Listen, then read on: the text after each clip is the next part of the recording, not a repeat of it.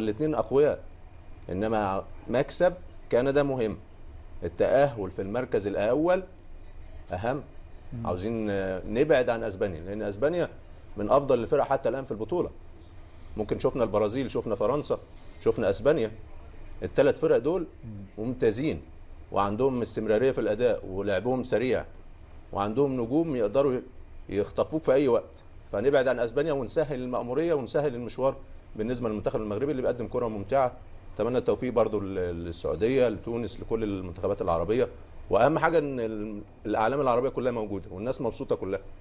فربنا سبحانه وتعالى يديم الامن والامان والسعاده على القطريين اللي كانوا سبب ان نجمع كل العرب الموجودين، واهم علم العلم الفلسطيني.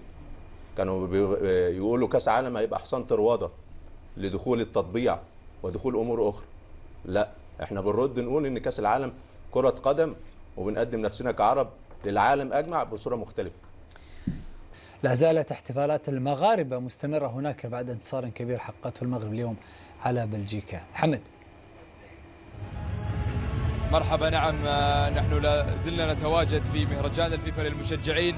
أجواء استثنائية صراحة، المباراة انتهت بالتعادل، ولكن كما ذكرت بأن هناك فعاليات تخلقها الانتصارات، ولذلك سنستمر بأخذ آراء ورصد آراء الجماهير المغربية بفوز المغرب اليوم. التاريخ اليوم المغرب فازت على المصنف الثاني عالميا المنتخب البلجيكي. لا زالت الاحتفالات مستمرة. اول حاجه كنبغي نشكر قطر على التنظيم اللي في المستوى التنظيم الكبير. ثاني حاجه كنبغي نهنئ كاع الجماهير المغربيه على هذا الفوز اللي استثنائي، وما غاديش ننساوه ان شاء الله باذن الله، وديما مغرب. احنا شكرا نهنيو القطر ونهنيو المنتخب المغربي ونهنيو الركراكي على المستوى اللي قدم المنتخب اليوم، وديما مغرب.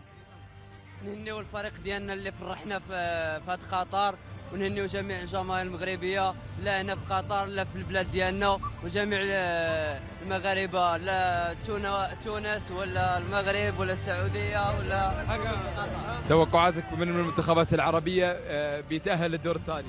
والله ان شاء الله السعوديه، متأملين بالسعوديه والمغرب ان شاء الله.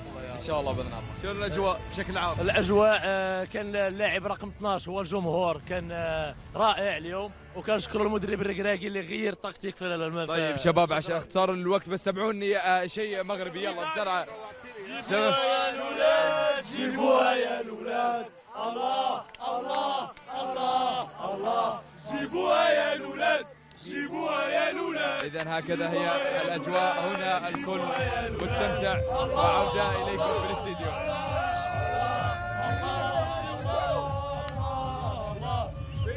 المغرب والسعودية بطولة 16 بإذن الله.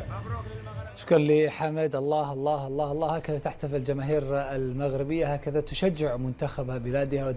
دولة قطر اللي دعمونا، وجميع الشعوب العربية كانت في الملعب ودعمتنا إلى أقصى درجة. ولكن نقطة فاصلة كانت المدرب المغربي الأصيل، وكذلك لاعبي الاحتياط اللي كانوا على قدر المستوى. الكل كان على قدر مستوى المسؤولية. يعني الحمد لله الله يجزيكم بخير. يعني نشعر على أننا في المغرب، لعبنا كأننا في المغرب. الجماهير العربية كلها كانت